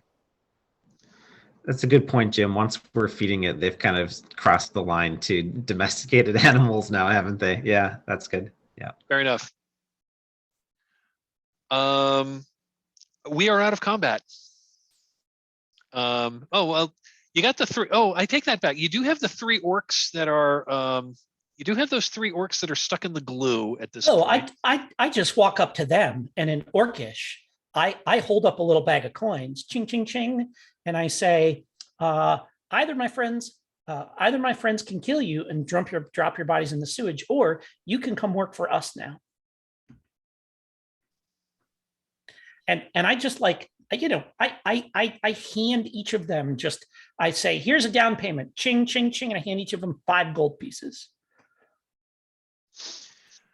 You know, I didn't buy a ton of equipment, so I have a ton of gold left over from before. they I mean, they're working themselves out of this glue, and at this point they're standing up, and they look you up and down, and they look over their shoulder, and they see their dead boss, and the other ones, they see their dead boss. They saw the other 2 that left, because they ran back, because they also ran past, and they're like, okay, well, they look at you in Orcish and say, okay, boss, you pay us, you pay us 5 a week. You pay us 5 a week each. You got our blades. Excellent. And one looks over and says, yeah, it's more than he was paying us. And I raise an eyebrow, and I say, with those thews, I cannot believe that he did not compensate you adequately for protecting him. The fact that he left such an obvious point of entry available for us to assail him proves that he wasn't as smart as he thought he was. But for now, gentlemen, if you could please just guard the door, make sure no one comes in. If any of your friends come, you needn't fight them. Merely tell them that the situation is being taken care of. Can you do that? They look at, the 3 of them look at each other and say, yeah, we can do that. Excellent. Oh, well then. One other thing, one of them says, if you go through that door and you want to come back, be sure you turn the doorknob to the left, not the right. So if you turn it to the right, that triggers the slide trap. Counterclockwise. I'll keep that in mind. Excellent. See, you have already earned your wages for the week. Thank you. Now, if you would please just watch the door for us. Okay, boss.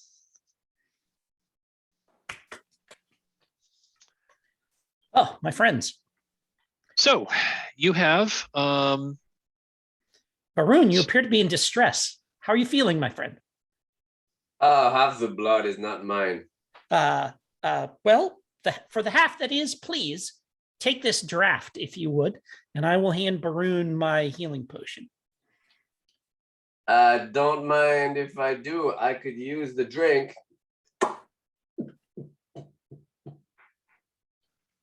And I forget what that heals. Do you have that written 1d6 plus 1. Okay. D6 plus 1 hit points, yeah. I couldn't remember if it was D6 or D8. You want to roll it, Jim? It is D6. Yeah. What is it? Roll? What do I have to do? Do I have to say? You can either do /R space 1d6 or okay. It was /R. Or there's a graphical die roller over in the toolbar. Oh, that's right. I forget that it's got that thing built in there. Anyways, Thank you. 4 hit points. Thank you. Some of the slightly less of the blood is now Baroon's. I'll take that. Thank you. Oh my, what's this? And I will immediately bury my nose in those ledgers. Yeah. Spin them around and start looking. It appears this is an accountancy ledger, which and says I can guess what flip. I can guess what product he's selling. It's look for correspondence, and I'm gonna search through the pile of stuff that's around. So So it takes a little while to sort through this because the ledger is partly in code, but it's not a particularly clever code, and Sal's able to figure it out without too much difficulty. So the ledger it's a ledger, and it's the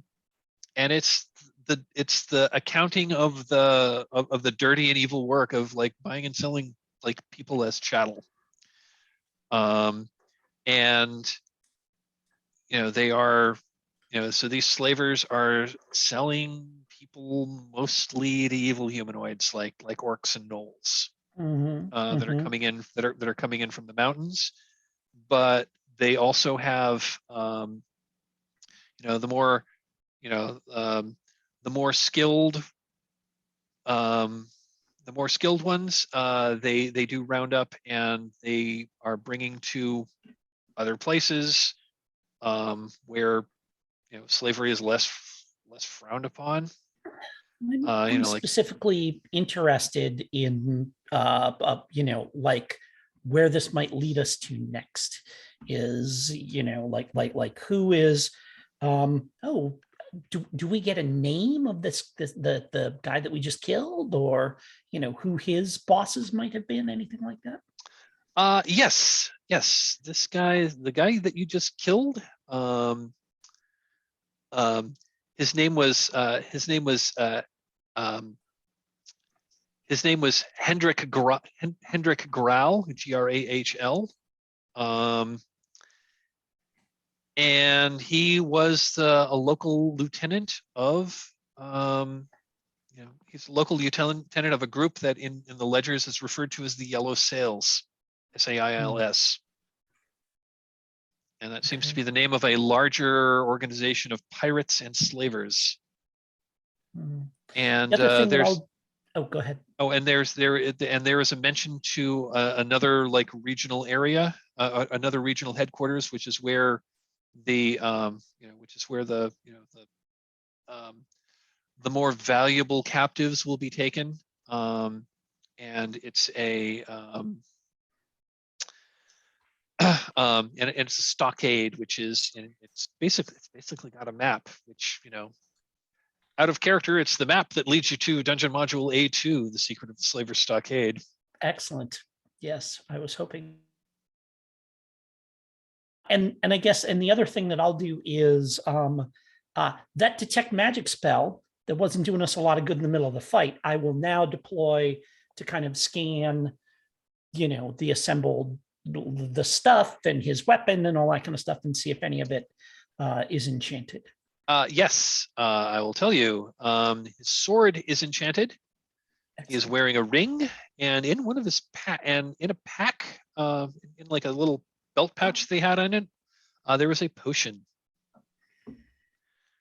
And I'll just tell you because I'm just going to tell you what they are, because futzing around put a with little these sort of dab things, a little potion on the tongue. I read the runes inside the ring, and it is a hand the sword to one of the fighters so that they can whip it around and see how it works.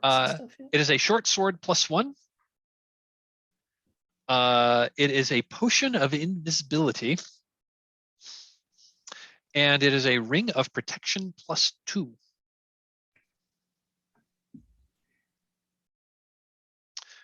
He's also got some treasure. He's also got some jewelry. He's got some treasure.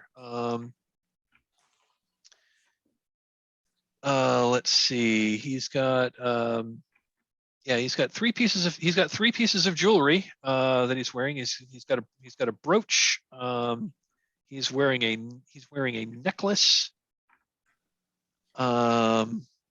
Just has 3 pieces of jewelry. I'm trying to embellish here. Yeah, he's got he's wearing it's a bracelet, it's a necklace, and it's a large onyx ring, each of which are worth 250 gold pieces.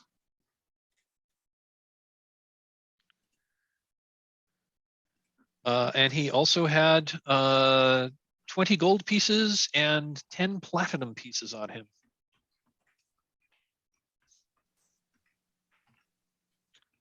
So looking through the crates that were kind of stacked in here, it's they're kind of like basically they're valuable trade goods. It's total. If you wanted to cart all of it out, I mean, this is like wagon loads of stuff. It'd probably be worth, somewhere between probably be worth like north of 2,000 gold pieces. But it's like prepared food, it's clothing, it's Oh, that's like, if there's prepared food and clothing here, I think we're going to, like, when we go back out to where the slaves are and free them, the enslaved people, we are going to feed them and clothe them properly. Yep. I mean, unless anybody objects to that, but that seems like. And you read in the what we would do with ledger, this. this stuff was intended to be this stuff was intended to be used for a slave caravan where they were going to lead these people up into the mountains to be sold farther down the line, and this is what they were going to feed them. Mhm. So I have added our treasure to our treasure spreadsheet. So all the gold and the necklace, ring, and bracelet are now in the treasure spreadsheet. We should parcel out those individual magic items. I have my ring of spell storing. I'm very happy with that. So we've got I was going to say let's figure out who's taking these magic items. And then let's take a 10-minute break. Perfect. If nobody else uses a short sword, does anybody care if I take the short sword +1? Cool. That definitely works. Was that calf? Sorry, I didn't see. Yeah, that makes a lot of sense, I think. I feel like our gladiator should get the protection ring. What about this gash makes you think that would be a good idea? Yes. I sure would love to use it as I jump into melee again next time. Yeah. Everybody good on that?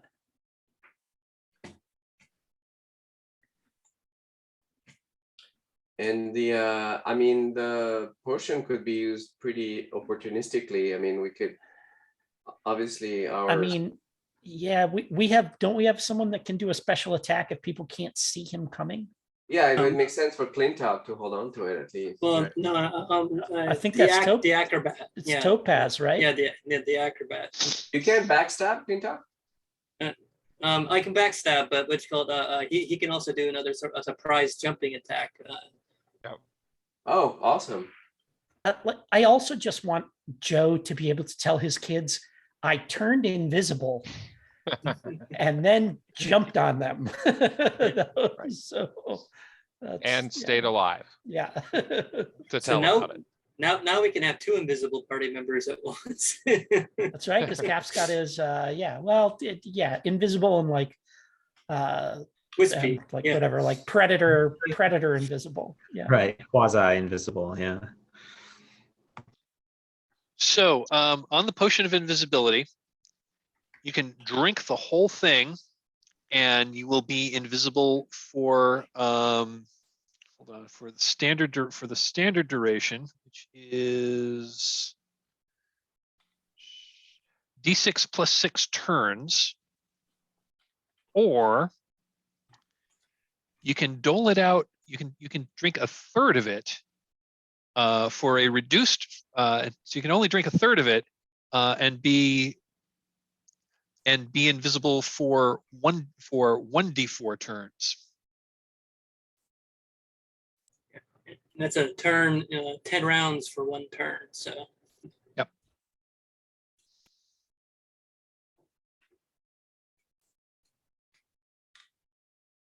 Yep, it's 10 rounds to a turn. And that was a third, you said. Yep.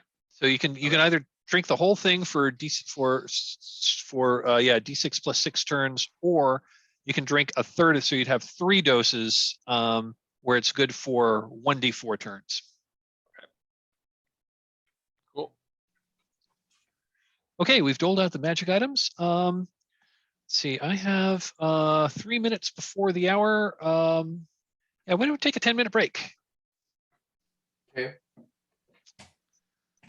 See you all in 10. See you all in 10. And we're back.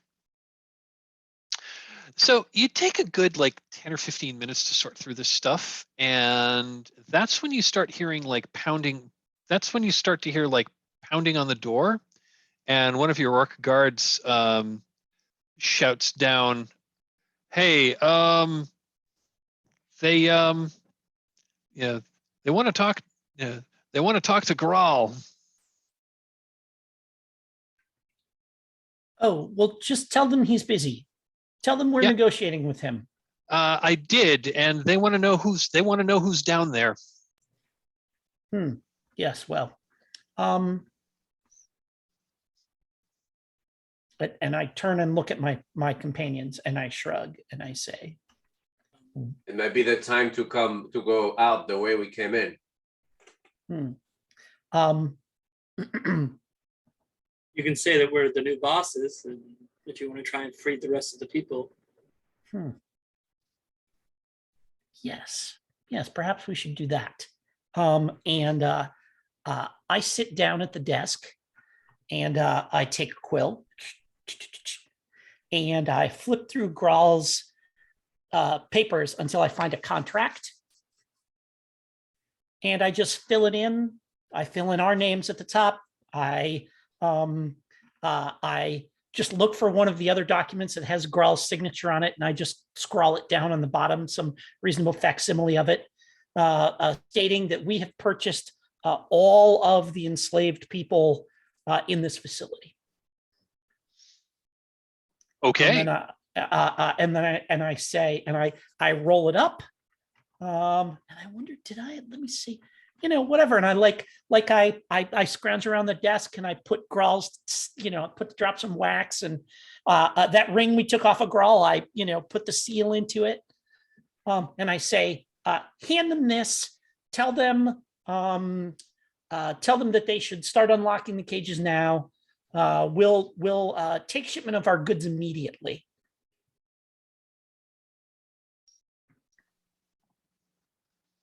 I love it. Are you going to go up and talk to them, or are you just handing it Oh to yeah, the orc and have them do it? Okay. Well, I mean, like, I hand it to the orc, but I go up there and whatever. Like, I don't know how much we need to like role play this whole thing out, but basically, this is like, I'm just saying, and if like we've got so much gold right now that if I spread a little amongst the guards, here's take a little something for yourself, kind of thing like that.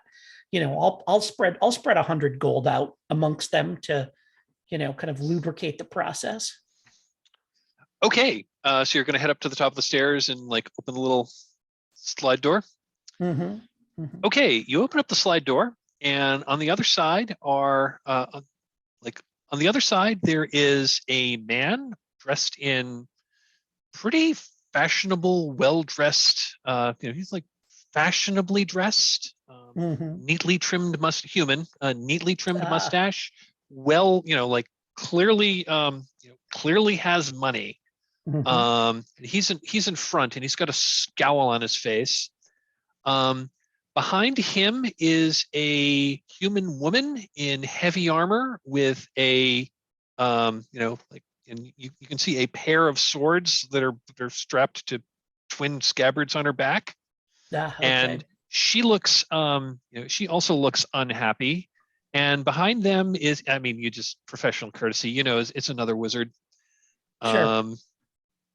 And there's a couple of orcs standing behind them, and says, so the guy with the beard like looks at you and says, "Who the hell are you, and where's Graal?" Graal is currently engaged in completing the paperwork, but I can assure you everything is in order. And I like slide the document out through the little mini window there.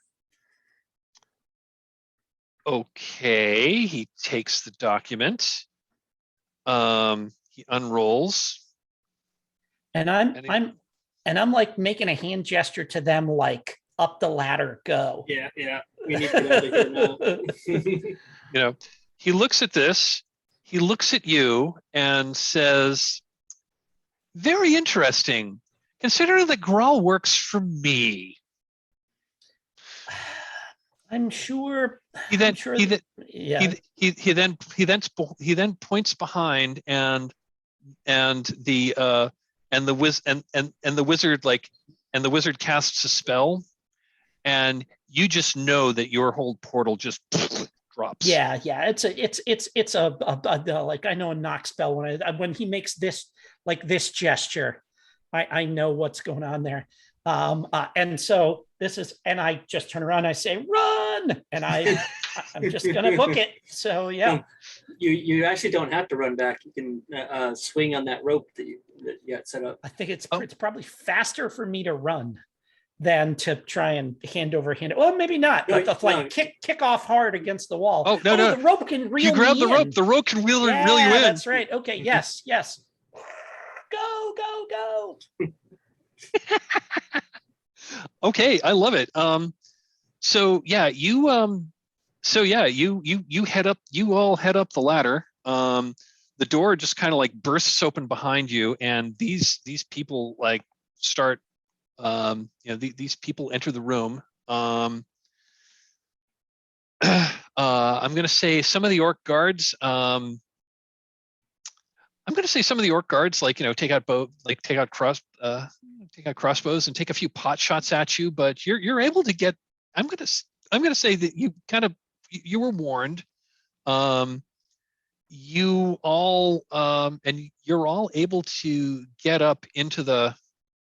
You're able to get back into the tunnels before they catch you, but they seem to be hot on your heels, and I'm just going to say your 3 orc guards that you bribed.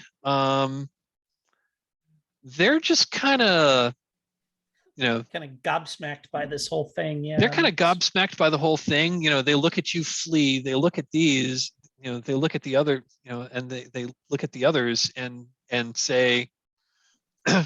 They look at the others and they say, "Hey, they were holding us captive."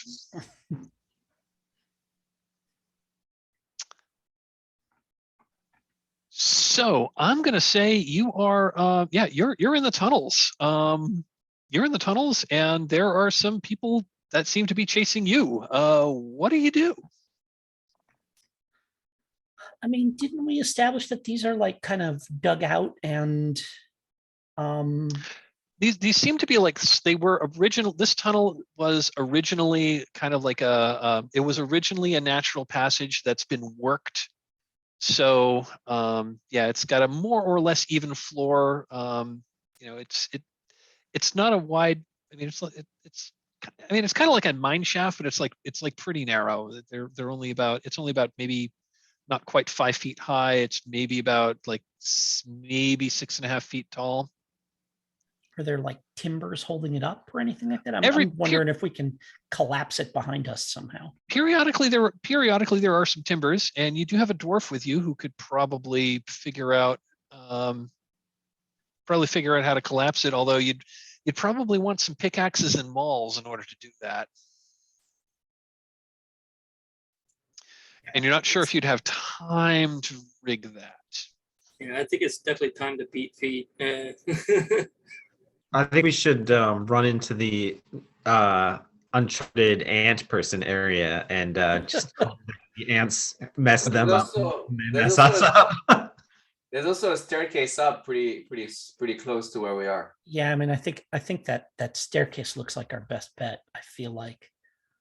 While Baroon is running, he says, "Now would be a great time for that glue, Zal." I used my last vial. Oh, alas. I know what I'll do. Yeah. We have other deterrents. Toss a flask of oil back behind us at the front of that cavern, however, and drop a torch on it before we head up the stairs. Is my. So you're gonna go to the fork in the. You're gonna go to the fork here, and right there. Okay. You're gonna set some flaming oil here, and then you're gonna go up the stairs. Yeah, that's my addition. Right. We got to get out of here. Yeah.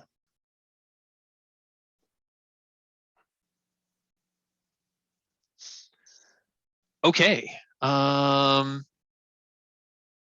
So I'm going to say the fire probably does slow them down. You're able to get up, and also they probably won't be able to immediately tell whether you went right or left. So you head up the stairs. I am going to pull you back onto map 1.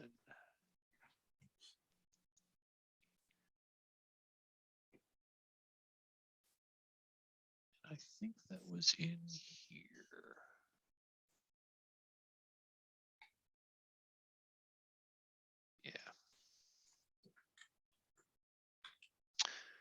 Yeah. So I'm revealing the whole room, but you don't know that, or I'm revealing the whole area, but you don't have that. So you end up in a so the stairs lead up into, and you can tell you've like so the stairs lead up into like basically another room, although you can tell from some of the sunlight coming through the door that you're above ground again. You're inside a square stone room with a heavy stone door to the north. There's really nothing in this room other than, I mean, it's pretty much empty except for like stairs which go down into the ground, which is where you came up from. I'll quickly cross the door and check for traps as fast as possible. And I think my chance is like 20%. So I was going to say it's 20, isn't it? yep. I should probably roll that secret. Yep. You do not find any traps. Is it locked? It is not locked. Okay, then I open it and go through it to try and lead the party.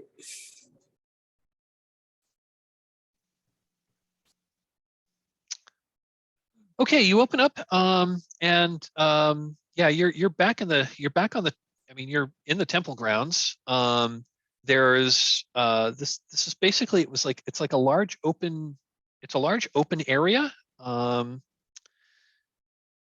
This was once obviously a cemetery, but now it's overgrown with weeds, gnarled bushes, and dying trees. Stone markers and small crypts can be seen at some points through the undergrowth. Paths twist through the cemetery, and some show signs of recent use. Everything here seems to be almost gray in color. The grass is gray-green, the soil dusty gray, the stone markers brown and gray. It just feels oppressive here. You're coming out of basically a small mausoleum, which is the only large building. This whole place is walled. There is a pair of double doors in the wall to the north. I am not seeing the map of the level we're on right now. Am I doing something wrong with roll? Oh, did I not? No, I don't see it either. Oh, I'm sorry. I moved my map. I forgot to do this. I forgot to move the player marker. Are you Much seeing? better. There we go. There we There go. we go. Sorry about that. So you have come up in this mausoleum, and you've stepped out to this cemetery. There is a pair of doors to the north. The rest of it just seems to be walls. I mean, I think we're gonna Yeah. pound our way towards the door to the north there. Is there any way to can we spike the doors to this mausoleum or something like that? Does anybody have a Yeah, way to keep them shut? Yeah, I've got spikes. I was going to say, if you got spikes, you can use them. That'll definitely slow down any pursuers. Let me check my inventory. Spikes. Yeah, I have 12 iron spikes. So I'll put 2 in the door. Okay. That'll definitely slow them down. And we've got the information we need in terms of the next steps, right? I think. Mhm. There's You no do, reason to linger. Yeah, I mean, you weren't able to free any. You didn't free any slaves, but you know where they're going because you have the documentation as to what that Well, caravan route was going to be, and we know for sure now what's going on here, so we can send reports back to the merchant princes, and they can send a mercenary army to deal with this place. That's Yep.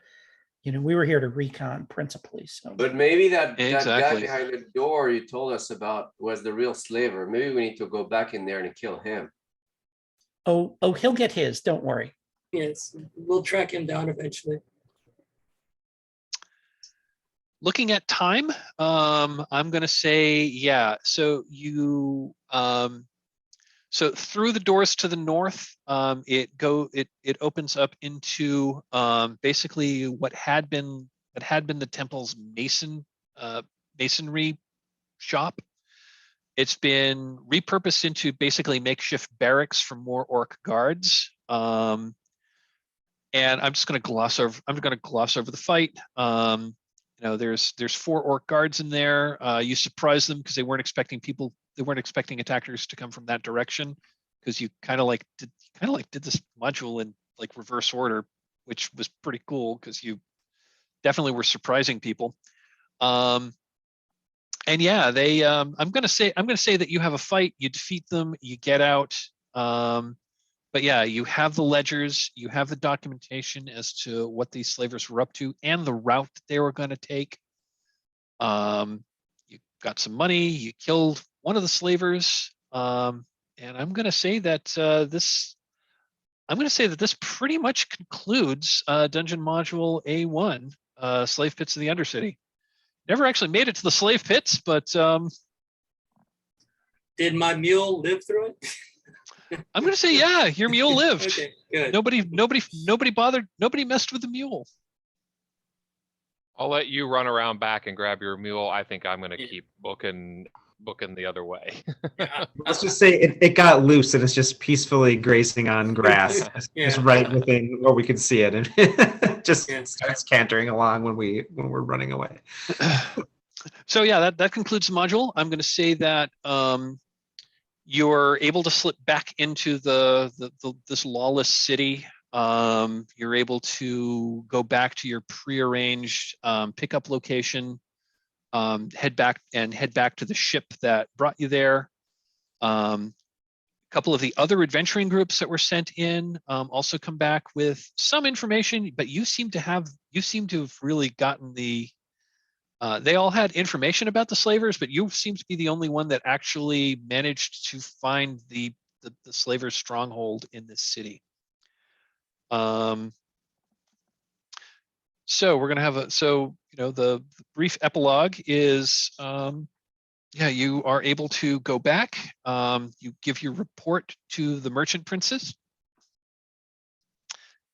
and given the information as to where the caravan route was supposed to go, you now know where, you have more information about this conspiracy, about this pirate group, and if you are up for it, your employers have another job for you, and that is to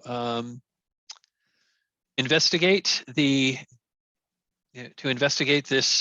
stockade of slavers at the end of this caravan route. Sounds like a worthy goal. And that concludes this adventure. We will pick it up next week with Dungeon Module A2, Secret of the Slavers Stockade. So I need to do some calculations to figure out how many experience points to give you. I'm not going to actually do the calculations. I'm just going to what I'm going to do is I'm going to look to see what the average point for most to put, so that most of you gain a level, so that you'll be a level higher for the next adventure. I just want to peg you all at the same experience point levels so that you're roughly equal. You found some magic items, and I'll probably do a similar thing, and give you some more equipment when we start next time, but I need to figure out how I want to do that.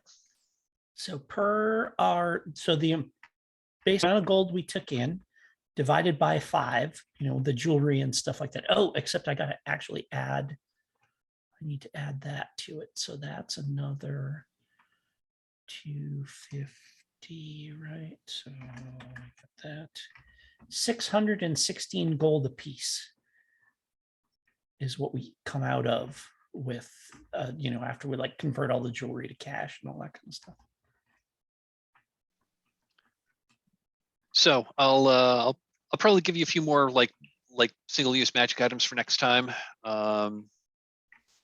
so that you'll have a few more have a few more resources at your disposal. You'll be higher level next when next we meet, and I'll figure that out over the next like couple of days and send you that information. So if you want to level up your characters, as you know, Roll20 is pretty much always up. So if you want to go in and adjust your characters, like when we're not all together, feel free. So just safe to assume that we're all going to level up to whatever the next Safe to level assume is? that everyone's going to level up. I just need to figure out like what experience point level that you're all at, and I'll tell you what your new experience point level is, and then you figure out what that are, because you don't all advance, because in this you don't all advance at the same rate. Yeah, plus I'm multi-class, so as long as I have the number, I'm good. Exactly. So basically I'm going to do some back calculations to like figure out where you need to be. But for each of the modules in this series, I was basically going to have you like do a level up for the next one. And I assume that like, actually, I shouldn't say I assume, I should phrase this in the form of a question, because that's what it is. May I recharge my ring of spell storing as well? Yes. Cool. Yes, you may recharge your ring of spell storing, and I'm going to say if you want to learn those spells from the ring of spell storing, you can. So you're going to add those to your spell book in addition to your new spells Sweet. that you get from leveling up. Oh, okay. So the way the ring of spell storing works is it will store those spells. It will store those spells. Got it. Okay. I think that's how it's supposed to work. Whatever. We can figure that out between games. I don't. We can figure that out between sessions. I think that's how it works. I'll double check that. I may be wrong. But yeah, you'll be able to recharge your ring of spell storing, and so you'll have a few more spells at your disposal when you go into the next adventure, which is pretty important in BX D&D for wizards to have that sort of thing, because they don't really have that many spells to begin with. Mm-hmm. I used literally every spell I had access to. So that was because we didn't get to do a long rest or anything. So, or I guess whatever, an overnight, whatever they would call it in this. So I guess that is the end of the adventure. I'd like to do a Stars and Wishes debrief, but I prefer to do that off camera. If you've got any other questions, anything we want to settle now before we go to Stars and Wishes, that would we can do that now. But if not, thanks everyone. This was super fun. I really enjoyed this. And if anyone's actually watching this video and has made it all the way to the end, thanks for watching. And we are going to end it here.